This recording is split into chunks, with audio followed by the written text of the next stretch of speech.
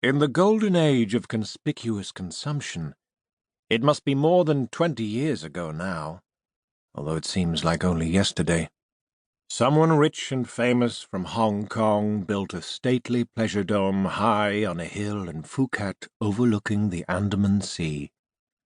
They used the finest Thai architects, who produced a lyrical palace with curving roofs under which teak pillars of great girth support high ceilings over vast play areas where pools of limpid blue are linked by tiny streams that tinkle over smooth pebbles selected by a feng shui master, and enormous bedrooms offer ocean views to make you gasp.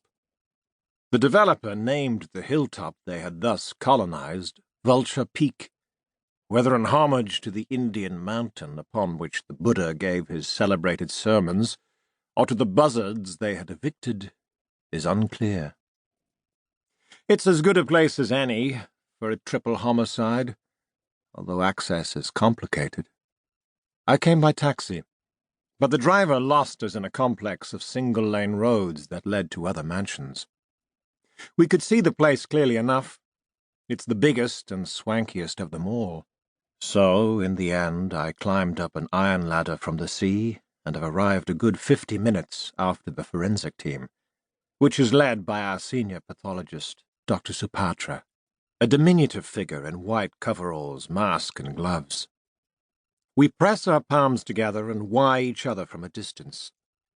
She's accompanied by a team of about 8, for the news that is an atrocity of the most serious kind preceded our arrival, and the good doctor likes to be prepared. More than the size of her team, the heavy silence and glum faces, only she and her chief assistant are wearing masks, portend a crime scene lurid with bad luck. Not a one of us will not spend an hour or so making merit in a temple before the day is out. In my mind's eye, I stand before a Buddha image with a bunch of smoking incense and bow 3 times.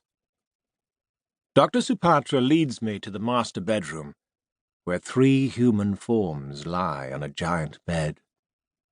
In an attempt to minimize the bad joss as much as to express respect for the dead, Supatra has covered them from head to toe with an equally extravagant white sheet.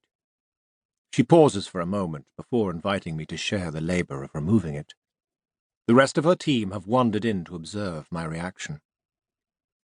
The Buddha taught that the distinction between subject and object, the self and other, even between you and me, dear Farang reader, may I call you DFR, is illusory. This lesson is brought home with perhaps more drama than the master intended when the human forms before you have been stripped of faces, eyes, genitals, and, as the good doctor indicates by pointing to gaping wounds in each cadaver, kidneys and livers too. To call them anonymous would be to evade the issue.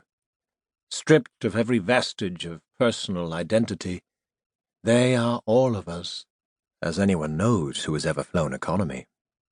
With so much surgery to absorb, it takes me a moment to notice that the finger and thumb tips of each victim have been snipped off. Supatra follows my gaze.